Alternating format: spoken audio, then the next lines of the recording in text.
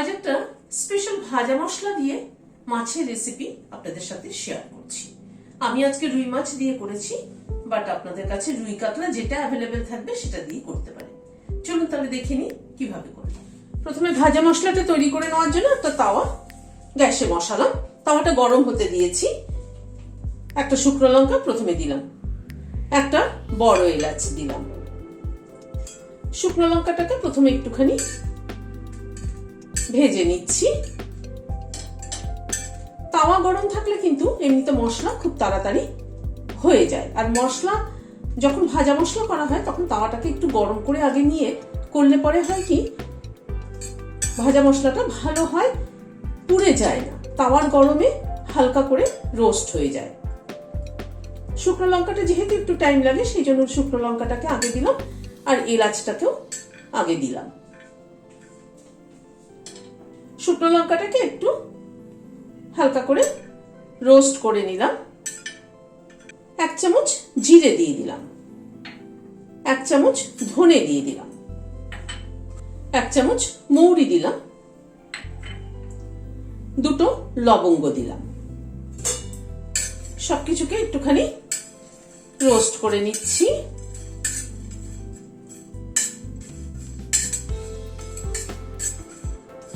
তাওয়াটা যেহেতু গরম ছিল সেই জন্য কিন্তু জাস্ট 1 মিনিট একটু নাড়াচাড়া করেছি। মশলার কালারটা কিন্তু চেঞ্জ হয়ে এসছে এবং একটা খুব সুন্দর গন্ধ বেরোচ্ছে। এবার গ্যাসের ফ্লেমটাকে বন্ধ করে দিলাম, দিয়ে এখানে 1 চামচ তিল দিয়ে দিলাম। এই তাওয়ার গরমে তিলটা কিন্তু হয়ে যাবে রোস্ট।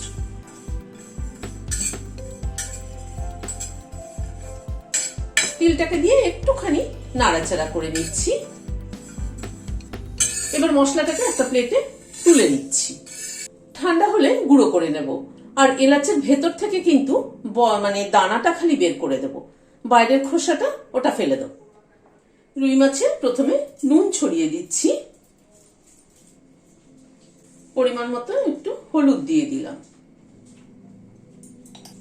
নুন হলুদ দিয়ে মাছটাকে মাখিয়ে নিচ্ছি।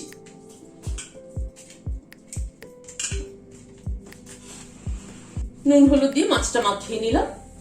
মাছটাকে সাইডে সরিয়ে রাখছি। টক দই নিচ্ছি, 1 চামচ দিলাম, 2 চামচ, আর অল্প একটু দিলাম। এটা আমার ঘরে পাতা একদম ফ্রেশ দই, কিন্তু দইটাকে একটুখানি ফেটিয়ে নিচ্ছি।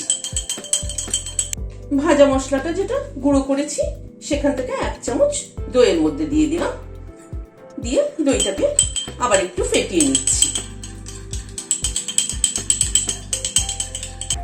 কড়াইতে প্রথমে সরষের তেল দিচ্ছি। তেলটা গরম হয়ে এসেছে, মাছগুলো দিয়ে দিচ্ছি। মাছগুলোকে উল্টে দিচ্ছি।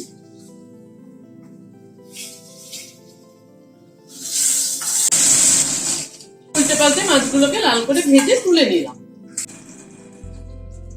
ওই তেলে 1/2 চামচ সাদা জিরে ফোড়ন দিলাম, আর একটা তেজপাতা ফোড়নে দিলাম।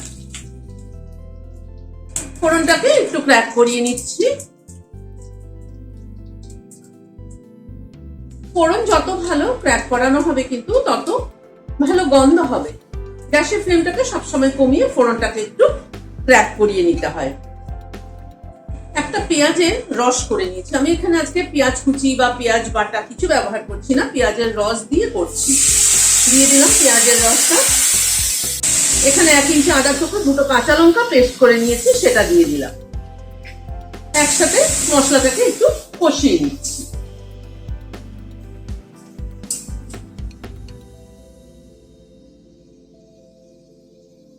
আন্দাজ মতো হলুদ দিয়ে দিলাম, ধনের গুঁড়ো দিলাম, এটা রোস্টেড ধনের গুঁড়ো 1 চামচ, কাশ্মীরি রেড চিলি পাউডার দিলাম 1/2 চামচেরও কম, নুন দিলাম 1/2 চামচ।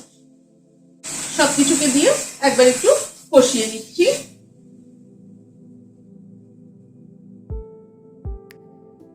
সামান্য পরিমাণে একটু জল দিয়ে দিচ্ছি মশলাটা কষানোর জন্য।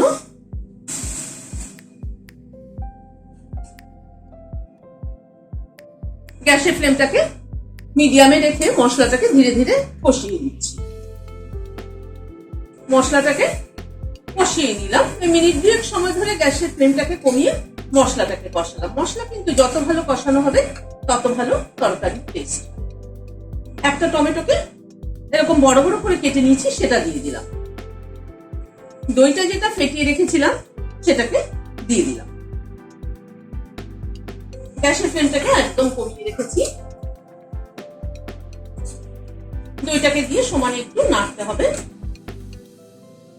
টমেটোটা বড় বড় করে দিলাম এই কারণে যে টমেটোটা কিন্তু মুখে পড়লে খেতে বেশি ভালো লাগবে, মানে গলে যাবে না, অথচ সফট হবে। আবারও প্রায় মিনিট 2 সময় ধরে দইটাকে কষিয়ে নিলাম।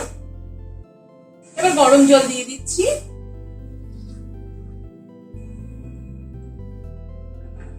মাছগুলোকে একে একে দিয়ে দিচ্ছি। মাছগুলো একটু ঝোলের মধ্যে ফুটুক। মিনিট 2 মতো মাছগুলো ঝোলের মধ্যে ফুটলো। দুটো কাঁচা লঙ্কা ফ্লেভারের জন্য অ্যাড করে দিলাম। আর এই ভাজা মশলার গুঁড়োটা থেকে হাফ চামচ নামানোর আগে ছড়িয়ে দিলাম, তাতে ফ্লেভারটা বেশি ভালো হবে। সবকিছুকে একবার একটু মিশিয়ে দিলাম, দিয়ে গ্যাসের ফ্লেমটাকে বন্ধ করে দিচ্ছি, দিয়ে ঢেকে দিচ্ছি স্ট্যান্ডিং টাইম 5 মিনিট। এই মাছের ঝোলটা যেমন ভাতের সাথেও ভালো লাগবে, তেমনি কিন্তু ফ্রাইড রাইসের সাথেও কিন্তু ভালো লাগবে। ফ্রাইড রাইসের সাথে হলে সেই ক্ষেত্রে ঝোলটাকে আরেকটু গামাখা করে নিতাম। ভিডিওটি যদি ভালো লেগে থাকে তাহলে লাইক এবং সাবস্ক্রাইব করার অনুরোধ রইল। আজ তাহলে এখানে শেষ করছি। নমস্কার।